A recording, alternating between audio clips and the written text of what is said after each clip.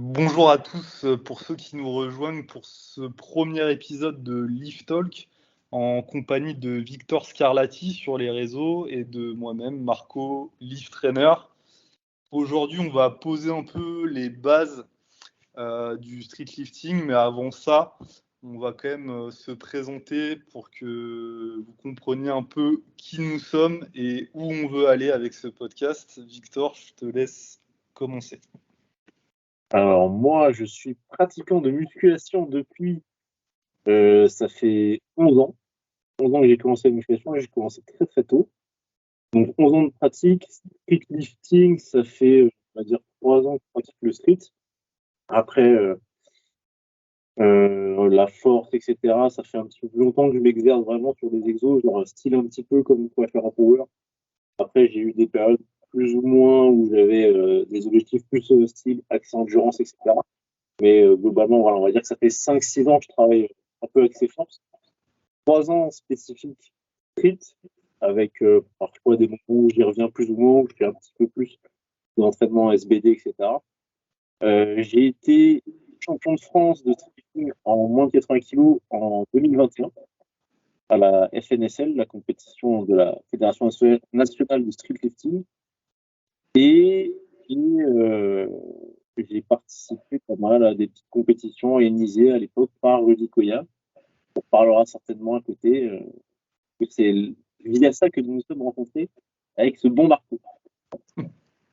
D'accord, donc assez complet la présentation. On creusera peut-être un peu, j'aurai peut-être des questions à te poser par la suite par rapport à ça. Donc moi je me présente. Marco, j'ai 35 ans, ça fait une dizaine d'années que je pratique la musculation de manière sérieuse. Ça fait un peu plus de 2 ans que je fais du street. Je suis en catégorie actuellement des moins de 104 kilos. Donc pareil, au tout début, musculation un peu plus classique avec la méthode super physique de notre cher ami Rudy Koya pendant des années. Et puis après, une orientation aussi un peu plus force où j'ai testé un peu aussi le powerlifting et puis je me suis vite orienté vers le street lifting qui me plaisait beaucoup plus et qui me parlait aussi pas mal. Et ce qui va pouvoir donner la suite, qu'est-ce que c'est en fait le street lifting pour ceux qui ne savent pas ce que c'est? Victor? Le street lifting, c'est un sport de force qui, comme les sports de force en général, hormis le strongman, mais comme l'haltéro et le power, se fait sur plusieurs mouvements. Et pour chacun des mouvements, on a plusieurs effets. Donc pour le street, la spécificité du street par rapport au power et par rapport à l'haltéro, c'est que les mouvements, c'est dans l'ordre de compétition, le muscle-up, ensuite traction, ensuite dips, et ensuite le back squat. Et donc sur chacun de ces mouvements, l'objectif, c'est de réaliser les charges et critères de compétition en termes d'exécution qui sont vérifiés, on va dire, par des juges ou d'arbitres pour valider ou invalider les répétitions. Et le but, du coup, c'est de réaliser le plus gros total à l'issue des 3 essais sur chacun des mouvements, en cumulant donc les charges que l'on réalise sur chacun de ces mouvements. Sachant que les charges, c'est en gros pour les 3 premiers mouvements, les lestes que l'on fait. Donc il n'y a pas le poids de corps. Par exemple, je fais un muscle-up à 20 kg, et ben c'est pas mon poids de corps plus 20 kg, c'est 20 kg la perf. Ensuite, pareil, traction, admettons, je fais une track à 80, c'est 80, une dips à 100, c'est 100, un squat à 200, c'est 200. Voilà. Ok, donc assez complet pour ça. Donc c'est quoi un peu les spécificités par rapport aux autres sports de force que sont le powerlifting et l'haltéro? Tu pourrais nous en dire un peu plus? Ben, le street, ça va être sensiblement plus gymnique, dans le sens où tout le corps il va être mis dans l'espace et souvent en fait en suspension. C'est-à-dire que quand on fait du soulevé de terre en power, tout le corps aussi il est mélangé dans l'espace. Quand on fait de l'épaulé, quand on fait de l'arraché en haltéro, tout le corps aussi il est utilisé, il est sollicité, mais pas en suspension. Donc il y a plus des notions d'équilibre, il y a plus cet aspect, comme j'ai dit, donc gymnique qui va être mis en jeu. Et il y a aussi la notion on a donc beaucoup plus de mouvements en fait, qui vont être spécifiques au haut du corps en termes de recrutement que sur les autres activités. Les autres activités qui sont justement soit vraiment plus axées quand même bas du corps, soit un petit peu plus hybride, mais globalement, donc le street, c'est quand même 3 mouvements du haut du corps pour un mouvement du bas du corps. Donc, ça tend à permettre, la plupart du temps, un développement des physiques plus harmonieux, plus complet, et ce qui fait que souvent en street, au haut niveau, eh ben, on a pas mal d'athlètes en fait, qui ont des super physiques comparés en power et en haltéro, même si les mecs ont aussi des très bons physiques. Mais comparativement, c'est quand même souvent moins esthétique. Il y a parfois des mecs qui vont quand même être plus gras, etc., qui vont avoir un développement moins harmonieux, alors qu'en street, on a quand même un développement qui est vachement sympa. Ouais, voilà, c'est ça. J'allais y venir aussi. C'est l'importance de la composition corporelle en street lifting qu'il n'y a pas forcément dans d'autres sports, même si quand même on cherche à optimiser maintenant de plus en plus en powerlifting. Mais en street lifting, c'est vraiment un truc. Enfin, c'est très important, quoi, hein. C'est un peu la base. Je dirais même que pour débuter cette discipline, en fait, faut pas être trop gras, quoi, parce que sinon on va avoir vachement mal très rapidement. Ouais.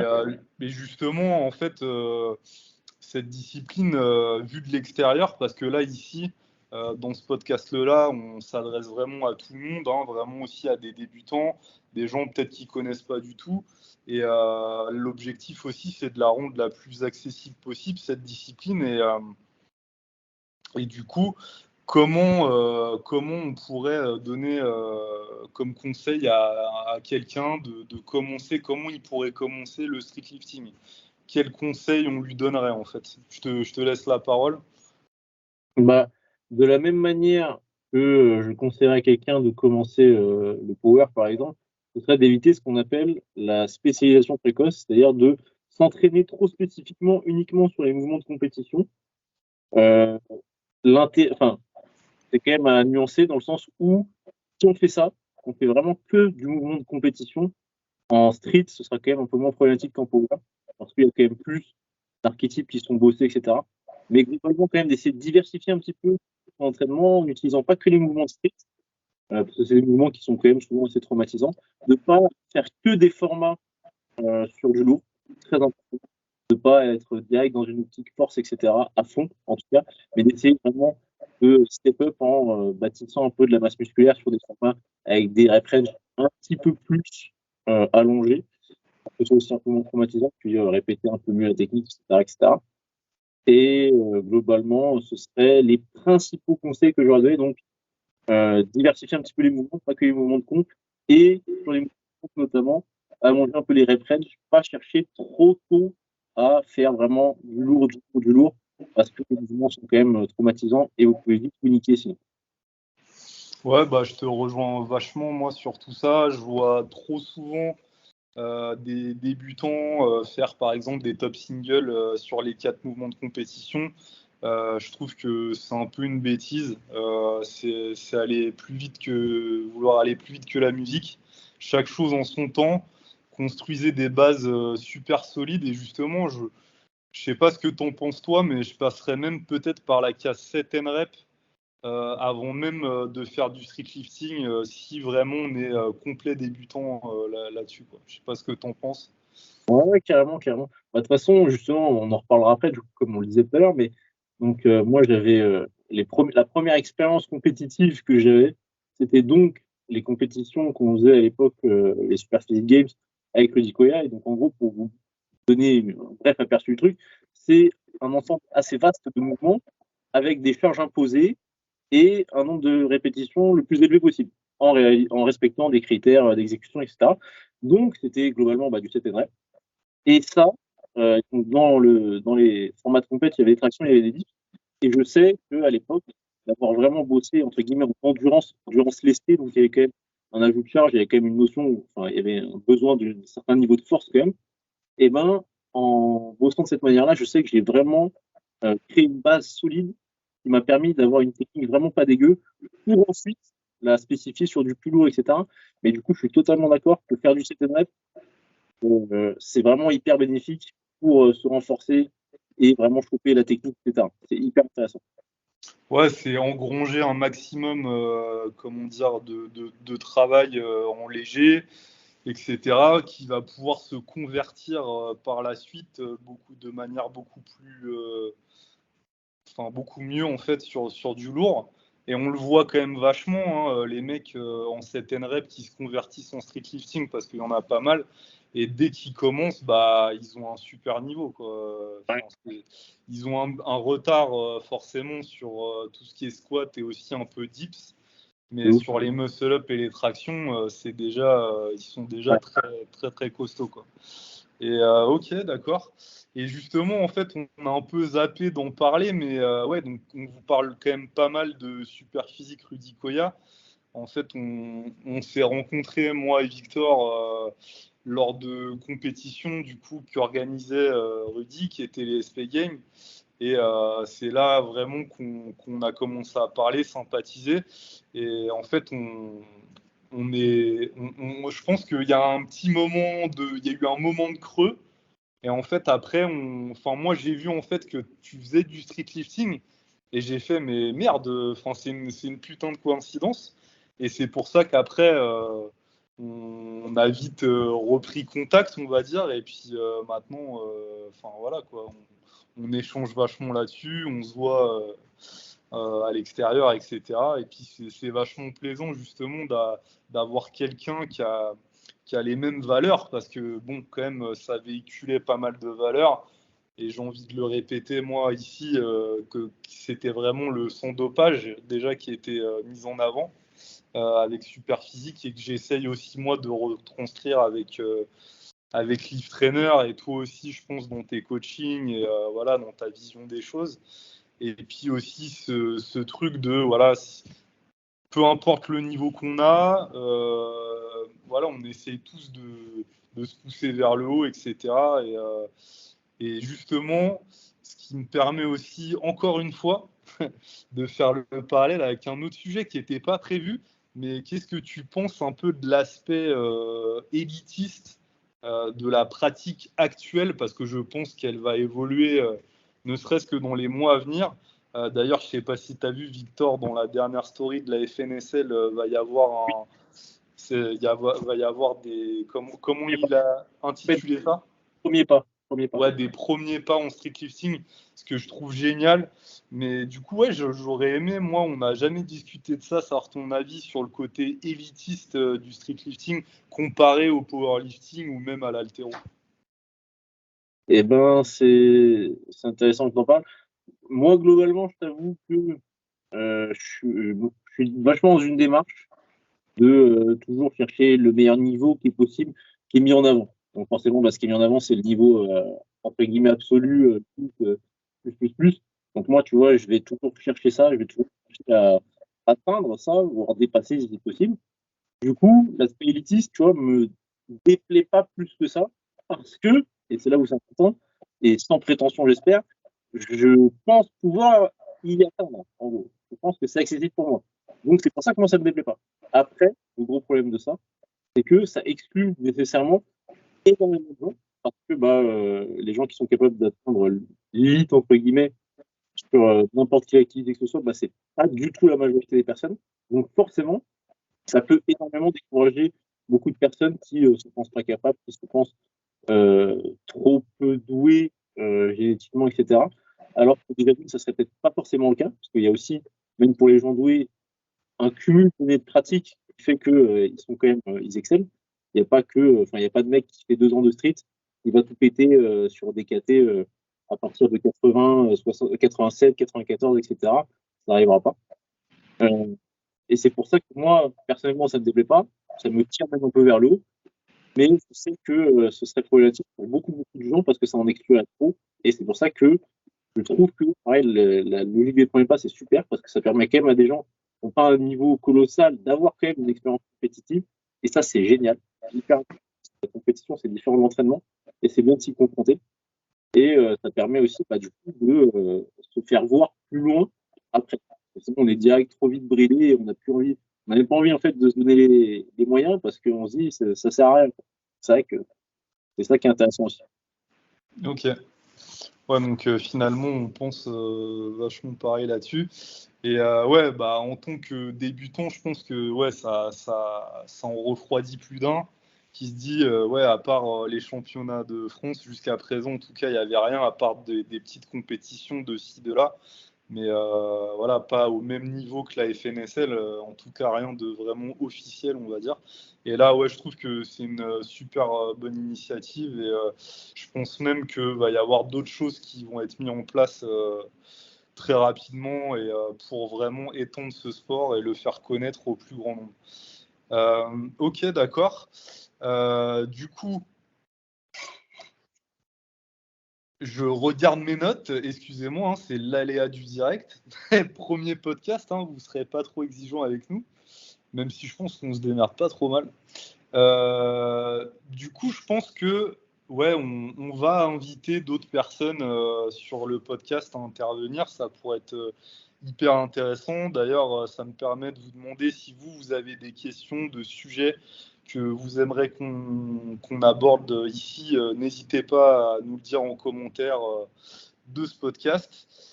Et voilà, alors, du coup, je vais continuer un peu sur le sujet de comment débuter en streetlifting.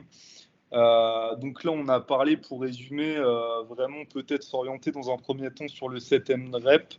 Vraiment ne pas négliger tout ce qui est renfort, en fait, hein, renforcement musculaire. Et qu'est-ce que tu pourrais dire d'autre peut-être au niveau du mindset, au niveau de l'alimentation? Est-ce que tu vois des choses à aborder là-dessus? Bah, de toute façon, niveau mindset, comme on a dit déjà, c'est assez bateau, mais c'est hyper vrai, c'est de ne pas se comparer à tous ceux qu'on va voir sur les réseaux sociaux qui sont vraiment justement l'élite plus, parce que ça risque simplement de nous décourager. Parce que comme on vous l'a dit, même si c'est des gens qui ont en effet une génétique qui est très avantageuse, c'est aussi des gens qui cumulent beaucoup d'années de pratique. Et ça, faut pas l'exclure, parce que le facteur numéro un de la réussite dans les sports de force, notamment, vraiment la longévité et la durée de pratique. Il n'y a personne qui devient fort en 6 mois de pratique. Enfin, ça dépend du référentiel de fort, mais en street, en tout cas, là, au niveau où il y a actuellement, personne ne deviendra fort en 6 mois de muscu, 6 mois de street seul, etc. Il faut le temps de pratique. Ça, c'est déjà quelque chose qui est très, très important. Donc, de ne pas se comparer, parce qu'il faut laisser faire le temps. Donc, ce qui est bien, justement, c'est de se donner des objectifs comme les premiers pas qui vont avoir lieu. C'est pour ça que j'encourage vraiment les gens qui font du street à leur niveau à essayer de checker un petit peu c'est quoi les trucs pour s'inscrire à ce type de compète pour aller participer. Vraiment, aller participer, c'est hyper important. Vous ne commencez pas à vous dire des trucs du style moi, je suis nul, ça sert à rien que j'y aille, ou alors j'irai quand je serai plus fort, quand j'aurai un meilleur niveau, etc., etc. Ça, c'est vraiment des mentalités de nul, mais de nul, parce qu'il faut se confronter dans la compétition, parce que c'est pas la même chose. On peut être un champion de la salle, ça sert à rien, c'est pourri. Ce qu'il faut être, c'est bon en compétition, parce qu'il y a plein d'autres facteurs à prendre en compte.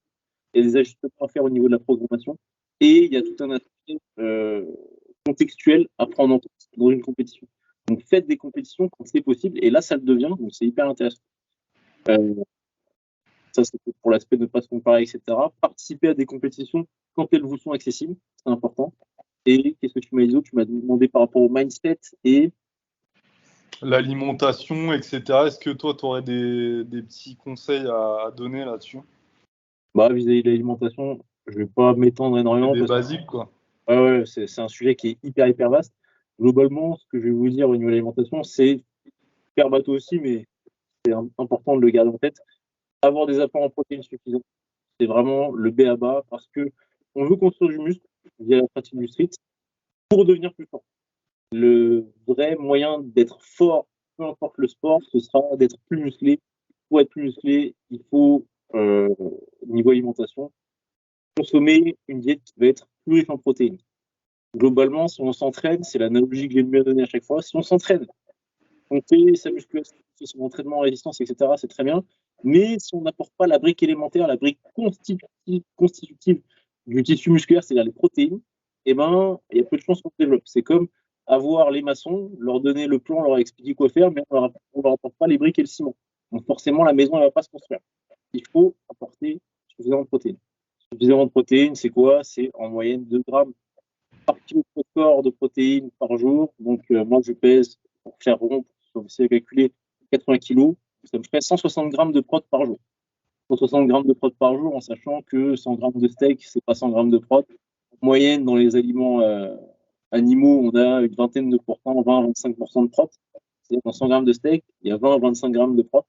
On arrondit à 20 parce que pareil, c'est facile à calculer.